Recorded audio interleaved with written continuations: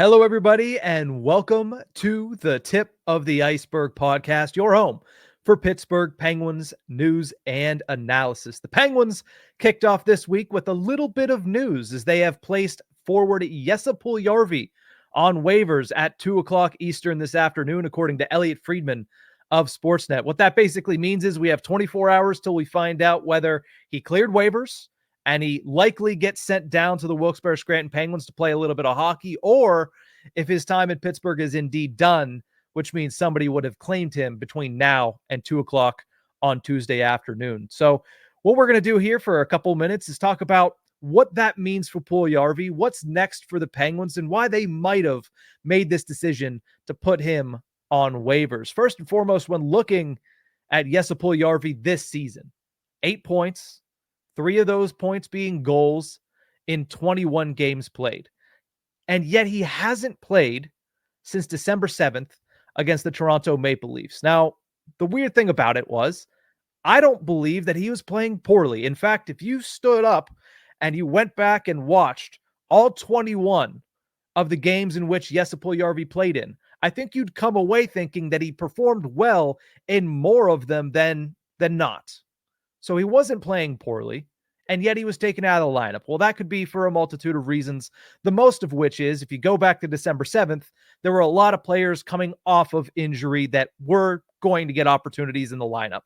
That was around the time that Matt Nieto was starting to get his feet underneath him. That was around the time that Blake Lizotte was coming off of injury.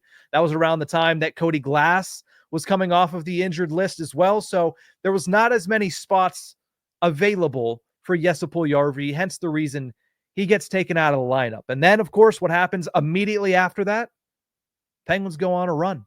And when the Penguins go on a run, historically, we're in year number 10 with Mike Sullivan right now as the head coach. You know what happens. They start to win hockey games. He starts to shorten the bench a little bit. He starts to keep running with everything that's been working. He tries not to change too much whenever the Penguins are on the winning sides of things. So he stuck with what was working, and what was working, unfortunately for Puljujarvi, had him as a healthy scratch and not playing in any of these games over the past 3 weeks. Now, there was arguments to be had, and we had them on Tip of the Ice-Burgh. Well, he should be playing over certain players. We understand that it's working, but it could be that much better if you throw in Jesse Puljujarvi over, say, Drew O'Connor, who hasn't scored since October 18th, over Matt Nieto, who has been a punching bag for this entire fan base. But the only issue, and the primary issue for Puljujarvi when it comes to Mike Sullivan's eyes, is he doesn't play the penalty kill, and he also isn't as good defensively as a guy like Matt Nieto or Drew O'Connor, even at 5-on-5. So while O'Connor hasn't scored since October 18th, and offensively is probably the lesser of the two options when it comes to him versus Puljujarvi, Drew O'Connor is second on the Pittsburgh Penguins in penalty kill ice time among forwards. Jesse Puljujarvi doesn't kill penalties, just point blank, plain and simple, doesn't kill penalties. So that change was never going to be made 1-for-1. O'Connor out for Puljujarvi in. But a lot of people also have said Matt Nieto. Nieto plays the penalty kill as well, but I think it would be less of an exaggeration to take him out and put Puljujarvi in, because the Penguins have a myriad of players that can play on the penalty kill. Brian Rust has started to take up more penalty kill ice time. Nola Chari plays the penalty kill. Drew O'Connor plays the penalty kill. Blake Lizotte plays the penalty kill. Cody Glass plays the penalty kill. So Matt Nieto being far down on that list, at least much further down on that list than Drew O'Connor, him getting taken out of the lineup doesn't create a massive hole to fill when it comes to penalty kill ice time. But his line has still been pretty good. The fourth line of Matt Nieto, Blake Lizotte, and Nola Chari has been good, and has been exactly what Mike Sullivan wants them to be throughout this stretch. And that's not anything offensively. Yeah, they've put in a couple goals here and there. We all obviously know what Blake Lizotte was able to do immediately upon returning from injury, which was 9 points in 9 games. But overall, that line is not providing a lot of offense. The reason that they are being kept together through thick and thin, they've only allowed 1 goal in the past 10 games as a unit. When you look at the Penguins' issues earlier in the season, a large part of it was they're giving up far too many goals. Now, they've turned it around in the last month. They've turned it around since the Thanksgiving break,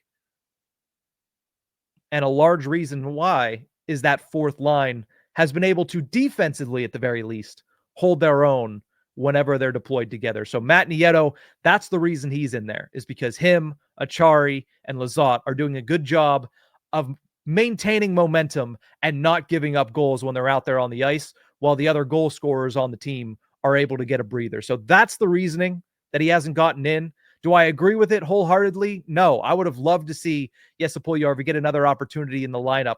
I would love to see him more consistently in the lineup over a Matt Nieto.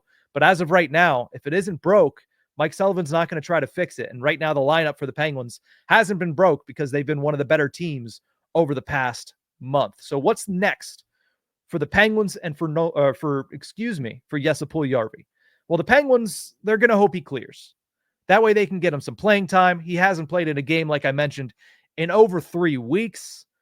That way you have him stash away as kind of a first call-up option, whether you have injuries again that you fall into, whether there's a massive fall-off from guys like maybe a Matt Nieto, guys like maybe an Anthony Beauvillier, and you want to take him out of the lineup and put fresh legs in. Puljujarvi could be down there in the AHL ready for his call-up, or if a trade happens and it opens up a spot. Those are the reasons that the Penguins would love to have a Jesse Puljujarvi stashed away in the AHL, if possible, while he's playing and continuing to try to build momentum. However, I wouldn't be surprised if by this time tomorrow, his time at Pittsburgh's over. I wouldn't be shocked if he's claimed. He's still a young player at only 26 years old. Like I mentioned before, he's played well when given the opportunity to get into the lineup. He's used his size well.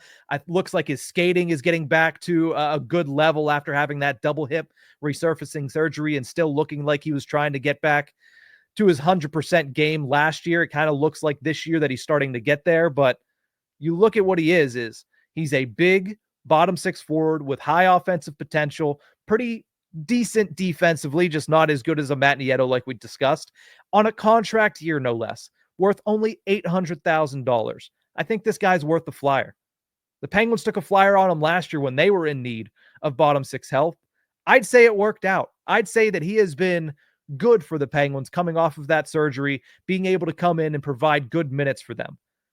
He hasn't been able to get the opportunities that he wants in Pittsburgh, and I think another team will likely end up taking the chance. If he doesn't, that's great for the Penguins, because asset management-wise, you'd love to be able to have this guy at your disposal whenever you need him if something happens at the NHL level. But something tells me that another team is going to want his services for the remainder of this season. Cheap bottom six help is something that a lot of NHL teams covet, especially ones that have that high offensive upside. And I think Jesse Puljujarvi still provides that for whoever he's playing for.